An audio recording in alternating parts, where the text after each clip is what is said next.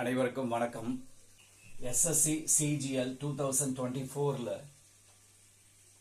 triangle based question ஒன்று கேட்டிருக்காங்க. If two sides of a triangle are 8 and 17 units, what is the length of the third side? triangle ABC வரைஞ்சிருக்கேன். two sides கொடுத்துட்டாங்க. third side கேட்குறாங்க அவங்க. any two sides add பண்ணா அது third சைடை விட நிச்சயமாக பெருசாக தான் இருக்கும். அப்படி இருந்தால் தான் அது ட்ரையாங்கிளே ஃப்ரேம் பண்ண முடியும். கேட்டிங்கன்னா இன்னொரு ப்ராப்பர்ட்டி இருக்குது. என்னன்னு கேட்டிங்கன்னா, தட் தேர்ட் சைடு எப்போதுமே கொடுத்துருக்கிற ரெண்டு சைடோட டிஃபரன்ஸுக்கும் அடிஷனுக்கும் இடையில தான் இருக்கும். 17 மைனஸ் 8 எவ்வளோன்னு பாருங்க, 9.